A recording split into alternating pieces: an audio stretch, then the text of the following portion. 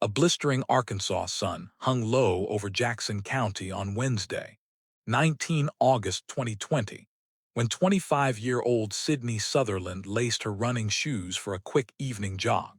She sent a casual text to her boyfriend, nothing dramatic, just a check-in, then set out along Highway 18, a flat ribbon of asphalt flanked by rice fields and irrigation ditches. Locals called the route peaceful. Sydney loved it because she could clock 3 miles without seeing more than a tractor. She was a nurse, a fitness buff, and the kind of small-town spirit who waved at every pickup that passed. At 7:06 p.m., Sydney's iPhone quit updating its fitness data. At 7:43 p.m., her mother noticed the Life 360 tracker on the family plan had frozen in one lonely ping. By 8, calls went straight to voicemail. 5 minutes later, Jackson County dispatchers fielded a frantic 911. A beloved daughter, sister, and girlfriend had vanished on a dirt road that sees more armadillos than crime scenes. Deputies found Sydney's white iPhone tossed in tall grass near County Road 41, its screen cracked but still lit. Beside it lay one AirPod, dusted in gravel. Her purple Garmin watch kept pulsing, its GPS trail ending abruptly like a heartbeat that flatlined mid-stride. There were no drag marks, no blood, not even a sneaker print pointing toward the soybean rows. It was as if the air itself had swallowed her whole. Within hours, the community mobilized. Farmers parked combines to join search parties, volunteers on ATVs scoured levees, and state police launched a helicopter whose thermal camera swept the black fields like a giant eye. Sydney's photo, bright smile, long blonde hair, neon headband, flooded Facebook feeds from Little Rock to Memphis. Bring Sydney home banners popped up on storefronts. Strangers turned their porch lights purple, her favorite color. While daylight burned, investigators reconstructed minutes. Security footage from a nearby home security camera captured Sydney jogging past at 6:40 p.m. 10 minutes later, a dusty 2016 Dodge Ram rumbled down the same road, driven by local farmer Quake Llewellyn, 28, a distant acquaintance who sometimes waved at Sydney on his harvest runs. His cell tower pings placed him on a loop from his family's fields to a secluded patch of timber south of Grubbs, an odd detour for someone claiming he went straight home for supper. Searchers pushed through Thursday under triple-digit heat, calling her name into corn that answered only with cicadas. Dogs caught a fleeting scent near a levee, then lost it where truck tracks veered off the road. Deputies followed the ruts to a rice plot bordered by a rusting irrigation pump. There they found fresh shovel strokes, the red clay still soft. On Friday, 21 August, Sheriff David Lucas gathered reporters outside the courthouse. His face said the words before his mouth did. Sydney's body had been located less than 3 miles from her last GPS ping, buried in a shallow grave on land leased by the Llewellyn family. The vigil that night outside Tuckerman High School became both memorial and demand for justice. Candles flickered against posters reading, "Run Free, Sid." Saturday morning, Quake Llewellyn walked into the sheriff's office for a voluntary interview. Within 30 minutes, he requested a lawyer.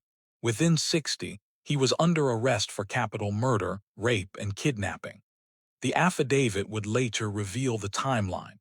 Llewellyn spotted Sydney jogging, doubled back, and struck her with his truck. When she crumpled into the dust, he loaded her into the cab, drove to a remote field, sexually assaulted her, then dug a hurried grave beneath the August sun. Shock rippled through the Delta. Llewellyn had attended the same high school as Sydney, attended the same gym, occasionally chatted with her at the convenience store. He was married, expecting a child, and according to neighbors, just a quiet farm kid. Now aerial photos of his family's rice acreage blared across national news, tagged with words like predator and monster. Sydney's parents, Maggie and Dion, released a statement thanking searchers and begging the public to remember their daughter's light, not the darkness of her last moments. They described a woman who never met a stranger, who juggled nursing shifts with lake weekends, who once finished a half marathon with blistered feet just to prove she could. By sunrise on 22 August 2020, the Jackson County Courthouse overflowed with reporters, deputies, and townspeople nursing paper cups of gas station coffee. Word had spread that Quake Llewellyn would be arraigned on charges of capital murder, rape, kidnapping, and abuse of a corpse. He shuffled in wearing jail orange and shackles that clinked against the linoleum. Gone was the easy farmhand grin locals knew from grain elevator small talk. His face was pale, eyes fixed on the floor. Judge Harold Irwin read the counts, denied bail, and set a preliminary hearing for September. Inside the gallery, Sydney's mother clutched a purple ribbon and whispered, "Run with the angels, baby," each syllable a steel cable of resolve. Outside, investigators continued piecing together the grim mosaic. Autopsy results confirmed blunt force trauma to the head consistent with being struck by a vehicle, followed by sexual assault and strangulation. Forensic technicians found Sydney's DNA on the passenger seat of Llewellyn's Dodge Ram and his DNA under her fingernails. Drone footage of the burial site showed tire impressions matching the truck's tread pattern. When confronted with the evidence, Llewellyn admitted hitting her by accident, then panicked. An account shattered by cell tower data showing he'd circled back twice before Sydney's phone went dark. Detectives labeled the impact deliberate, a predator's ambush disguised as roadkill. Digital breadcrumbs strengthened the case. Sydney's Garmin logged a sudden spike in heart rate at 7:05 p.m., then flatlined. Simultaneously, Llewellyn's iPhone registered a slowdown from 55 miles per hour to 0, lingering on County Road 41 for 4 minutes before accelerating toward his family's rice plots. Text records revealed he messaged his pregnant wife at 7:30, "Headed home. Love you." Prosecutors would later show jurors that he was, in fact, heading to the levee where he dug the grave. Community grief turned to action. More than 1,000 runners laced up purple shoelaces for the Miles for Sydney Memorial 5K, raising scholarship funds for nursing students. A billboard on Highway 67 flashed her smile beneath the words, "Stay safe, keep running." Local women began sharing live location apps and forming jogging groups. Hardware stores reported spikes in pepper spray sales. The sense of rural invincibility, of dirt roads as safe havens, had fractured beyond repair. September's preliminary hearing laid out the prosecution's blueprint. District Attorney Henry Boyce announced his intent to seek the death penalty, citing exceptional depravity and the kidnapping rape aggravator. Defense counsel entered a plea of not guilty, hinting at psychological factors, yet to be disclosed. Observers noted that Arkansas, though capital punishment friendly, hadn't executed anyone since 2017. A drawn-out jury trial could reopen deep moral rifts. Meanwhile, Sydney's life story emerged in courtroom exhibits and obituary columns. Honor roll graduate, travel nurse who logged 12-hour shifts in COVID wards, Sunday school volunteer, Lake Day daredevil who posted goofy TikToks of doc jumps gone wrong. Friends recalled how she sent random, "How are you really?" texts during lockdown isolation. Her Fitbit had logged 6,200 steps the morning she died, breakfast with her mom, errands in Newport, a quick trip to the post office where she flashed that trademark thumbs up. Llewellyn's background came under equal scrutiny.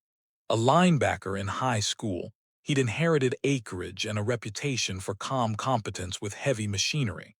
There were no prior arrests, no whispers of violence, but classmates remembered subtle red flags, crude jokes about women jogging alone, a habit of driving county roads at dusk under the pretense of checking irrigation pumps. A former girlfriend told investigators he tracked her phone without permission. She broke off contact when he showed up unannounced at a girls' night bonfire. Forensic psychologists prepared to dissect motive. Early evaluations noted Llewellyn's flattened affect, an externalization of blame. He spoke of Sydney's run as a bad time to be on the road, never citing his own choices. He declined a polygraph, requested magazine subscriptions, and asked jail staff about harvest yields back home, as if the world beyond his cell still revolved around crop prices. In October, prosecutors released body cam footage of Llewellyn's arrest. The video showed him seated in an interrogation room, arms folded. When an agent asked if he understood why he was there, he replied, "Everybody's thinking the worst." The agent answered quietly, "Quake, the worst already happened." The community, watching via local news, felt the sentence land like a hammer blow. Funeral services for Sydney unfolded under COVID restrictions. Limited seating, masks streaked with tears, hymns muffled through fabric. Yet hundreds lined the procession route, holding purple balloons that drifted skyward as the hearse passed. The Sutherlands vowed to attend every hearing, every motion, every delay, no matter how long justice took. Winter bled into spring, while the case of State v. Quake Llewellyn crawled through pretrial motions, each hearing peeling back another layer of dread. Defense lawyers petitioned for a competency evaluation, hinting that childhood head injuries and undiagnosed depression could impair culpability. Prosecutors countered with jailhouse phone calls in which Llewellyn chatted breezily about crop prices and March Madness brackets, hardly the ramblings of a man detached from reality. After 2 days of neuropsych testing at the state hospital, doctors declared him fit to stand trial. IQ of 104, intact memory, no psychosis, and a chilling ability to recount events with clinical detachment. Yet, behind courtroom doors, the evidence mountain grew. Crime lab techs recovered touch DNA from the tailgate of Llewellyn's truck, matching Sydney's skin cells, plus a microscopic fleck of purple lycra wedged in the passenger side seat track. A forensic pathologist reported that soil embedded in Sydney's running shoes matched the composition of the levee where she was buried, proof she was alive, at least briefly, after the impact. Most damning was the Garmin watch log prosecutors dubbed the digital scream, a sequence of heart rate spikes and sudden altitude changes consistent with being lifted into a vehicle, followed by a plummet to zero. Jurors, they said, would watch those final 90 seconds in real time. Llewellyn's legal team sought to suppress portions of his confession, arguing detectives continued questioning after he requested counsel. The video told a different story, Llewellyn nodding as the Miranda warning was read, then volunteering, "I guess I messed up bad." Judge Irwin ruled the statement admissible, noting that Llewellyn reinitiated conversation after invoking the right to silence. With each setback, plea negotiations stirred in whispers. The state wanted death. The defense offered life without parole if rape were dropped. Prosecutor Boyce refused. "You don't negotiate away the truth," but privately weighed the cost of a capital trial in a county still digging out of pandemic deficits. Families of both victim and defendant lived within 10 miles of each other. A drawn-out spectacle risked tearing the Delta community down the middle. Meanwhile, COVID protocols turned normal voir dire into logistical gymnastics. The courthouse installed plexiglass barriers, spaced gallery benches like checkerboards, and secured an auxiliary room for overflow media. Potential jurors filled out 20-page questionnaires probing attitudes on capital punishment, forensic tech, and whether they had jogged the levee road. More than half admitted personal acquaintance with either Sutherland or Llewellyn families. Small-town impartiality, the defense argued, was impossible.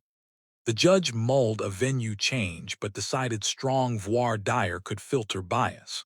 April 2021 brought a surprise motion.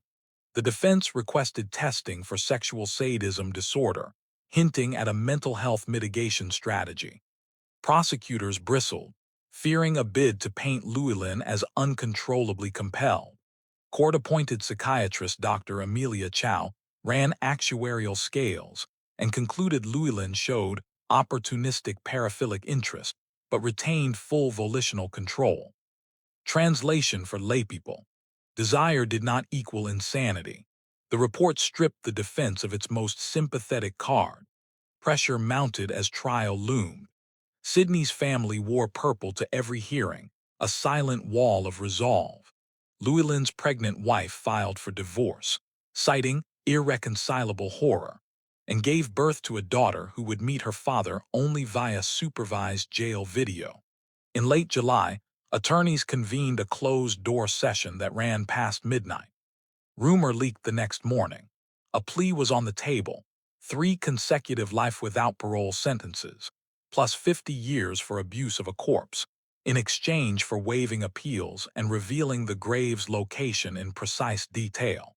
Sydney's parents faced an excruciating choice: endure a grisly trial for a shot at death row or accept certainty now.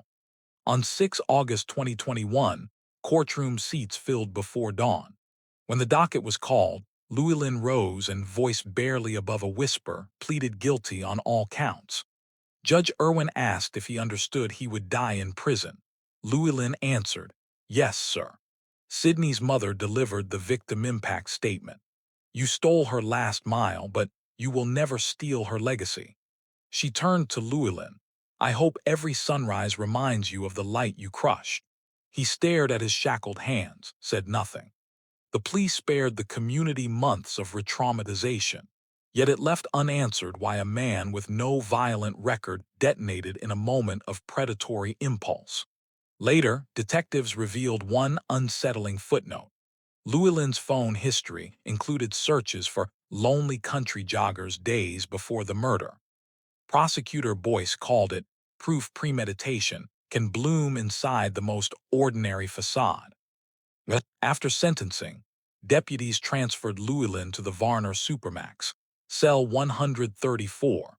He spends 23 hours a day in a concrete enclosure, reading farm journals and, according to prison staff, making no disciplinary waves.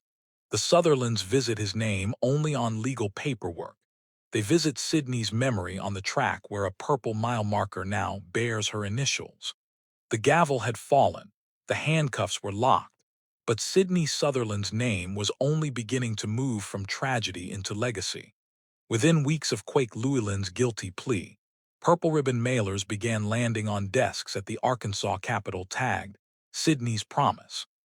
Draft language urged lawmakers to tighten real-time GPS monitoring for Level 3 and Level 4 sex offenders, and to require any registrant who operates farm machinery on public roads to log vehicle descriptions with county sheriffs. The bill did not clear committee that session. Cost projections stalled it, but it ignited a bipartisan study group on rural route safety. Advocates pointed out that many Delta counties still have more rice combines than patrol cruisers. A predator in a pickup can cover 10 miles of gravel before the first 911 ping reaches dispatch. While policy churned in Little Rock, Jackson County residents turned grief into boots-on-the-ground prevention. A pair of tech-savvy cousins built a simple app called Run Safe Delta. It lets joggers drop a visible breadcrumb every quarter mile. If the dots stop moving, designated contacts get an immediate text and map. Downloads hit 2,000 in the first month, astonishing for a county of fewer than 18,000 people. Hardware stores that once sold pepper spray by the handful now display QR codes next to treadmill belts. Scan to set up your run-safe circle before you step outside. Sydney's family focused on futures rather than laws. They worked with Arkansas State University, Newport, to endow the Sydney Sutherland Memorial Scholarship, awarding $500 per semester to health profession students who keep at least a 2.5 GPA and volunteer in community fitness events. The first recipients, both nursing majors, received their checks from Sydney's parents in a quiet ceremony recorded on Facebook Live. Maggie Sutherland told the students, "Take her spirit into every shift. Make your patients feel the kindness Sydney carried on her last run." To fund the scholarship, friends revived the annual miles for Sydney 5K, shifting the route to finish at the county track where Sydney once trained. Entry shirts read, "Finish her run." In its second year, the race drew more than 1,000 runners, including dozens of nurses in scrubs straight off night duty. A local radio station broadcast lap splits, and at the 2-mile mark volunteers handed out purple carnations. Proceeds cleared $24,000, enough to endow the scholarship for a decade, and seed a runner safety grant for middle school PE programs. Media interest also surged. A production company secured court permission to review sealed investigative files for a future A&E special. The decision stirred debate. Some feared sensationalism. Others believed national spotlight would amplify safety reforms. The Sutherland family consented, but imposed two rules: no reenactments of the assault, and at least 10 minutes dedicated to the scholarship and safety initiatives. Producers agreed, noting audiences were increasingly drawn to stories that pair true crime with community resilience. Runner safety became a broader conversation. Good Morning America aired a segment linking Sydney's case to alarming data. 43% of women runners report harassment, and 1 in 5 say they've altered routes after unsettling encounters. Experts demonstrated safe run tools, personal alarm bracelets, AirTag shoelace clips, apps that stream live video to trusted contacts. Search trends for jogging safety gear spiked nationwide in the week after the broadcast. Back home, departmental memo pads filled with new protocols. Sheriff's deputies now stage quarterly safety blitzes, parking cruisers at sunrise along popular training loops. They distribute reflective vests and log license plate numbers of drivers who linger near runners. Word travels fast in farm country.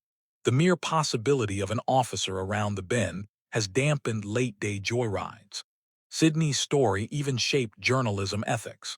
Local newsrooms adopted a compassion edit, omitting gratuitous crime scene details and focusing instead on timeline facts, prevention tips, and memorial resources. Reporters coined the term "purple angle," a reminder to highlight the victim's life and the community's response, not just the crime's brutality. Of course, not every ripple brings harmony. Civil liberties groups, wary of expanded GPS mandates, warn that blanket monitoring risks scooping up low-risk offenders and clogging databases. Budget watchdogs question whether rural sheriffs can sustain hardware costs once grant money dries up. And some townspeople still bristle at the thought of documentary crews walking the levee with cameras. Healing, like farming, demands patience with rocky soil. Yet tangible wins keep accumulating. In 2023, the first middle school cohort finished a Safe Steps curriculum funded by race proceeds. Every 7th grader left PE class knowing how to share their live location and how to dial SOS on a locked iPhone. In 2024, Jackson County installed mile marker bollards every half-mile along remote jog routes, painted purple, naturally, with unique ID numbers so runners can read their exact location to dispatchers in seconds. Sydney's parents attend each ribbon cutting, their grief worn but unbroken. At the bollard ceremony, Dion Sutherland tapped the metal post and said, "This is Sydney's voice saying, 'You're not alone out here.'"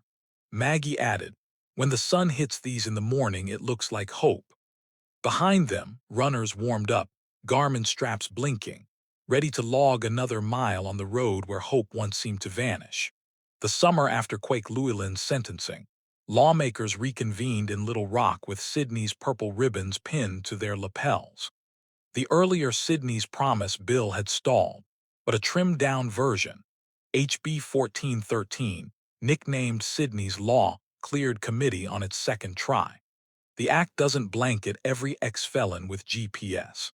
Instead, it targets repeat violent offenders who drive farm or commercial vehicles on public roads, requiring real-time location logs during working hours and immediate alerts for any unscheduled detour. Funding comes from a $5 surcharge on each agricultural tag renewal, small enough not to cripple farmers, large enough to keep the server lights on in the sheriff's office.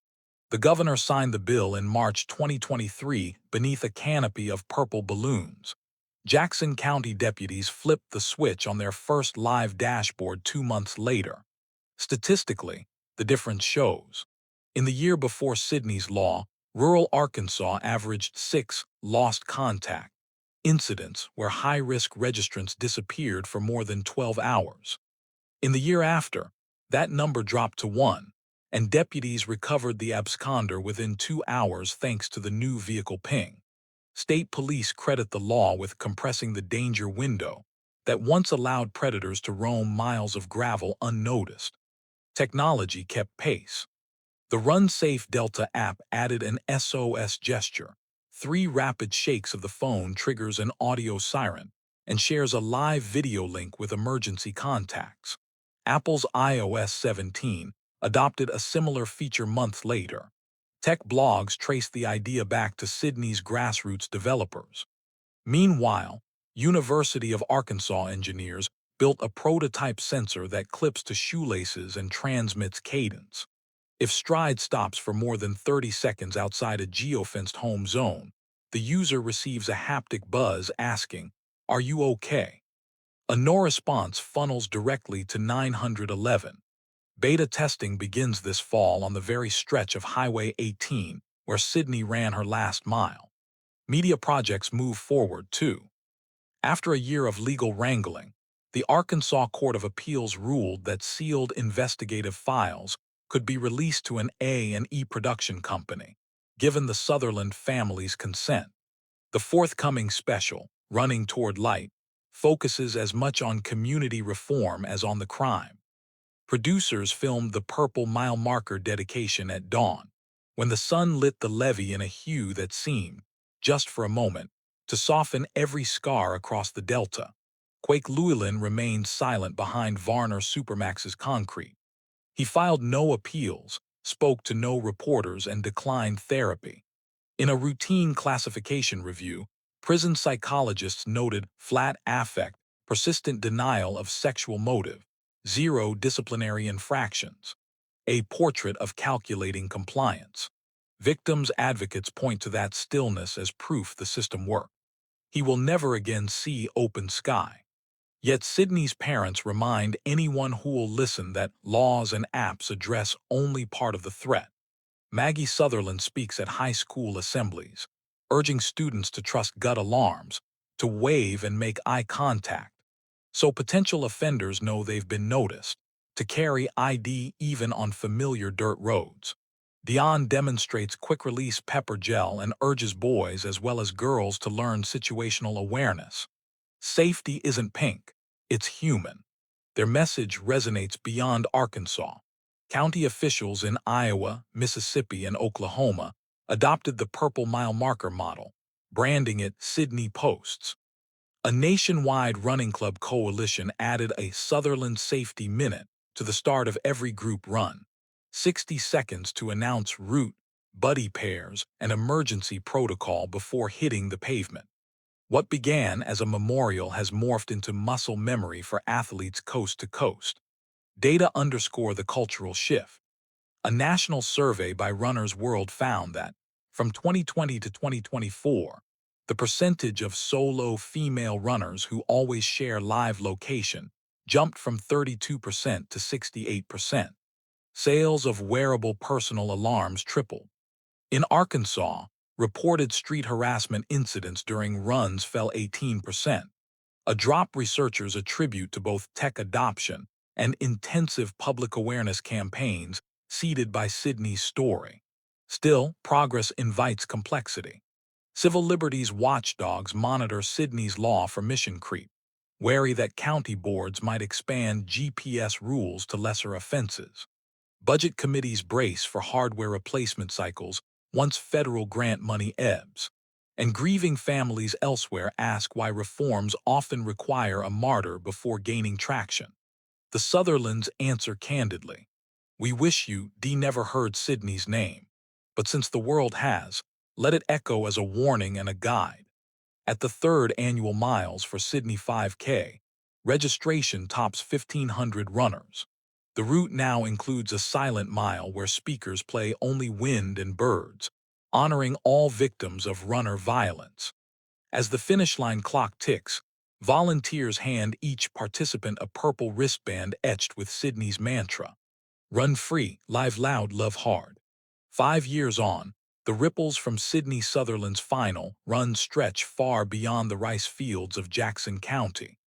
Her purple ribbon legacy is now threaded into runner safety policy, wearable tech, and even the language of broadcast journalism.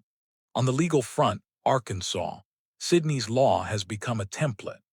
In early 2025, the National Conference of State Legislatures voted to circulate the statute as a model bill, urging rural jurisdictions nationwide to pair GPS logging with agricultural vehicle tags. By June, Iowa and Mississippi had passed near-identical measures. Oklahoma's version added an emergency brake override that texts county dispatch if a tagged truck stops for longer than 5 minutes on an unpaved road. Civil liberties debates continue, but early numbers are persuasive. Across the 3 adopting states, high-risk absconder time has dropped an average of 70%. Technology has raced ahead too. The shoelace cadence sensor born in Arkansas, now branded StrideGuard, hit retail shelves last autumn. A University of Virginia study of 1,200 users recorded a 96% success rate in flagging falls or forced stops, prompting the Department of Justice to earmark grant money for low-income runners.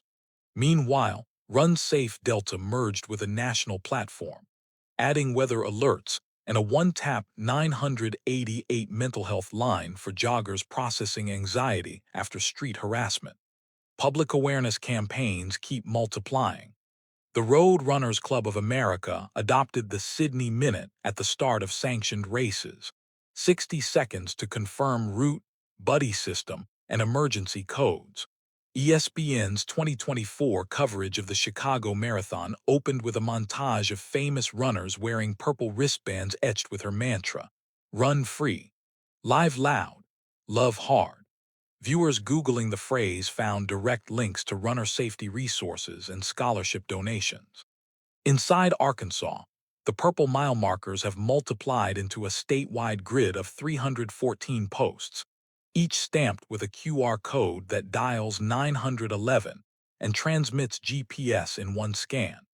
Uber and Lyft incorporated the coordinates into driver dashboards after a pilot showed faster rural response times. Even non-runners use the codes. Farmers check in during tractor rollovers. Kids report brush fires. Hikers summon help for snake bites. Sydney's family continues to steer the mission. Maggie serves on a governor-appointed task force studying violence against outdoor enthusiasts, while Dion mentors bereaved parents navigating court systems. Their quiet resilience fuels the annual miles for Sydney 5K, which now funds both the nursing scholarship and a new grant providing free counseling to victims of outdoor crime.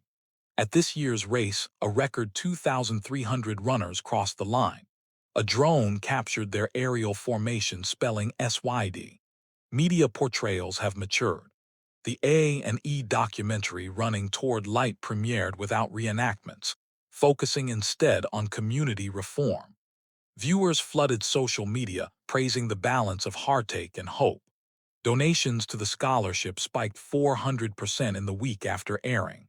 Still, the Sutherlands hold firm boundaries. No dramatization of the assault, no lingering shots of the levee at night.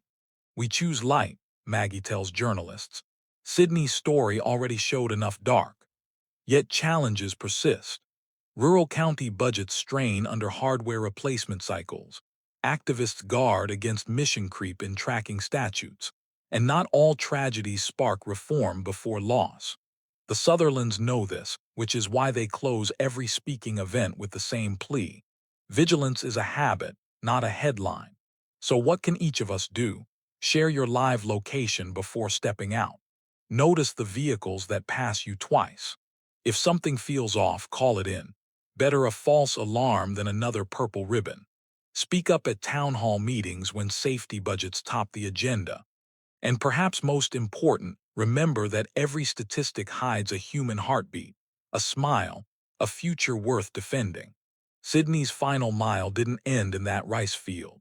It continues each time a runner taps start with confidence. Each time a dispatch center pings a stalled truck. Each time a nursing student in purple scrubs enters a patient's room. Her mantra is now ours: run free, live loud, love hard. If this series has moved you, lace up a pair of shoes or lend your voice to carry Sydney's promise forward. Like, subscribe, and share these episodes so that vigilance turns viral and darkness finds fewer shadows to hide in. And tell us below, what's one step you'll take this week to make your roads, trails, or town a little safer for the next runner who passes by?